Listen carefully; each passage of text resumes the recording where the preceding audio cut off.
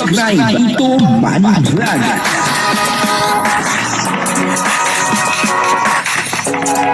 Payagan po si Tito Manny Vlog na mag-reactor para pambiling gamot sa kanya pong karamdaman. Kalingap Jomar, niyaya na magpakasal itong si Carla. Ay grabe no, mukhang sa kasalan na po mapupunta itong Jomcar. Ano po, mabuti po kung ganun. Kasi siyempre marami naman po talaga ang gusto. Na etong dalawa ay sa kasalan mapunta. Kahit sino ba naman, kahit po ako talagang gusto ko po talagang makasal etong dalawa, papanoorin po natin yung video at ang sabi ay talagang nagulat si Carla at si Kalingap Jomar ay nabigla doon sa reaksyon ni Carla. Papanoorin po natin at bibigyan po natin ng konting reaksyon. Pero bago po yan, ako muna po bumabati sa inyong lahat ng magandang umaga, magandang tanghali at magandang gabi sa inyong lahat mga kapatid. Saan man kayo ng panig ng mundo naroon ngayon ay mag-iingat kayo palagi at pagpalain kayo ng ating Panginoon. Maraming salamat din po sa patuloy na tumatangkilik sa aking YouTube channel at nanonood sa aking video reaction. Patuloy lang po natin suportahan sila Kuya Bal Santos Matubang, Kalingap Rob at Ed na Vlog, Jack Tapia at yung mga kasamahan ko pong reactor sa Kalingap. Ganun din po yung mga charity vlogger na Kalingap partner. Ito po yung video na kung saan ay niyaya na ni Kalingap Jomar na magpakasal etong si Carla. Papanoorin po natin yung video at ang kabuuan po ng video ito ay mapanood po natin sa YouTube channel ni Kalingap Rob. Tuloy lang po natin suportahan Kalingap Rob. At kung nanonood po tayo ng kanyang video ay wag po natin skip yung ads upang sa ganoon ay sa pamamagitan po ng ating panonood ay makatulong po tayo kay Kalingap Rob. Ito po yung video, panoorin po natin. Nandito ako. Nandyan ka. Parang, ano mo yun? Parang pahinga natin yung isa't isa. Kung baga nalagpasan natin dati, alam ko namang mas malalagpasan natin ngayon. Parang kumusta pa rin yung bahay mo? Ano ko lang dun? Madami pa. Pero okay lang naman. Medyo naginto lang din sa pagtrabaho ngayon. Siyempre kailangan ko muna mag-ipon. Siyempre para doon, para kila mama. May natatabi ka pa naman, Siya? Ako wala na eh. Ito pala. Hindi kailangan... Anyway, kailangan talaga natin magtabi. Panigurado tayo. Tulad lang nga pag may mga emergency, di ba? Alam mo, Carla, naisip ko lang. Di ba patapos naman yung bahay natin? At if pagkatapos yung bahay natin, magpasa na tayo. Sorry! Wait lang, sorry! Kasi, para namang out of nowhere, basta-basta ka na lang nabanggit niya. Ma, tanya. Sige, okay na yan. Sorry! Sige, okay na yan. Alam mo, dito ko naliligo. Okay na, ayaw mo na. Sige na. Okay na, sige na. Ayaw mo na. Sorry, pabigla-bigla ka na lang. Nabigla ka ba? Okay na. Wala. Ito si Amber. Ako lang. Thank you, Amber. Ate mo kasi ha? Kaya, grabe naman yun. Okay lang, Pambi. Okay ka na dyan? Ikaw naman. Ba't? Ano ba nakagulat sa tanong ko? Para Kasi namang hindi mo inaasahan yun. Pabigla-bigla ka naman eh.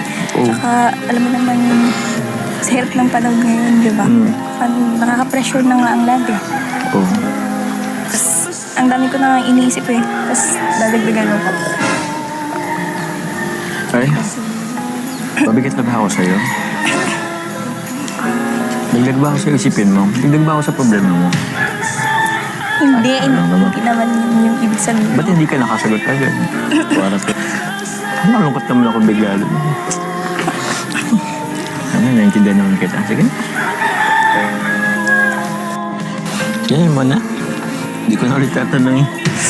Alam ko nape-pressure ka lang. Sa dami ba naman yung isip mo ngayon? Next year. Joke.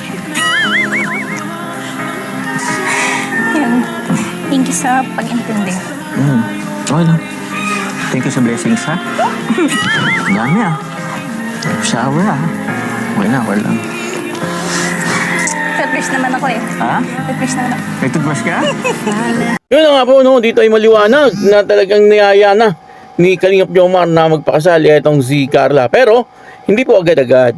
Sabi po ni Kalingap Jomar ay pagkatapos daw po ng kanilang mga pinapagawang bahay. Malapit na yun mga isang buwan na lang, tapos na. Ibig sabihin kung papayag si Carla ay mga October, kasala na. Kaya lang ang problema, hindi po pumayag itong si Carla. At parang nabigla pa siya doon po sa sinabi ni Kalingap Jomar. Kaya si Kalingap Jomar ay nabigla din sa reaksyon ni Carla. Akala po ni Kalingap Jomar, siyempre, ay papayag si Carla o kaya naman ay hindi mabibigla itong si Carla. Ang problema ay nabugahan po. Nabugahan si Kalingap Jomar ng iniinom na juice ni Carla. Siyempre nga naman, mabibigla po itong si Carla kasi nagkikwentuhan lang naman po sila, Tapos bigla pong magyayaya si Kalingap Jomar ng kasalan. Kumbaga wala po sa timing yung pagkakasabi po ni Kalingap Jomar. Sana ay dinahandahan niya etong si Carla. Ang problema parang nabigla po etong si Carla kaya ganun po ang reaction ni Carla. At ang sabi nga po ni Carla dito ay hindi pa muna. Kasi marami pa nga daw pong problema. Sa ngayon ay talagang marami pang iniisip etong si Carla. Kaya sabi ni Carla ay wag na raw dumagdag si Kalingap Jomar sa kanyang mga iniisip. O nga naman, siyempre, pag-iisipan po ni Carla mabuti yon. Siyempre, pag-iisipan po mabuti ni Carla yon. Hindi naman po basta-basta na magpakasal ka agad, yung kasalan ka agad. Hindi naman po pwede. Kailangan talaga ay talagang pagplanuhan, pag-isipan. Kasi na yan kumbaga pag kinasal na, ay talagang nakatali ka na doon. Talagang yun na ang talagang habang buhay mong makakasama.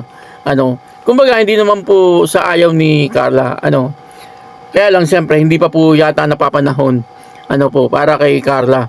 Siguro ang iniisip ni Carla ay nag-aaral pa po siya at meron pa po siyang mga tungkulin sa kanyang pamilya.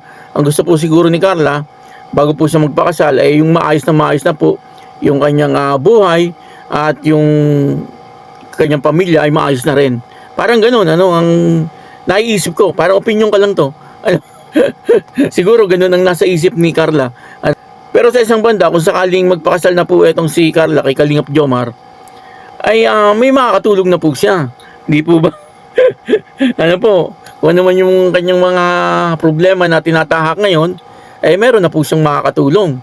Kaya lang siyempre medyo nakakahiya din sa parte ni Kalingap Jomar. Mahirap naman yun, Kaya po siya nag-asawa ay para may makakatulong lang sa mga ganung problema. Mas maganda kung sila ay magpapakasal, yung talagang silang dalawa ay parehas na maayos na. Nang sa ganon ay wala pong problema. Siguro ganun po ang iniisip ni Carla. Kaya sa ngayon ay hindi pa po siya pumayag. Pero mahal niya po etong si Kalingap Jomar. At naunawaan naman ni Kalingap Jomar. Nung una ay medyo nagtampo etong si Kalingap Jomar. Pero tampong pururut lang. Ibig sabihin ay yung tampong mababaw lang. Na parang naglalambing lang kay Carla. Parang ganun po. Kaya yun sana ay dumating yung panahon na talagang makasal etong dalawa. Kaya yun, maraming salamat po sa inyo lahat. At ako po si Tito Manny Vlog na nagsasabing God bless you all. Diyos mabalos.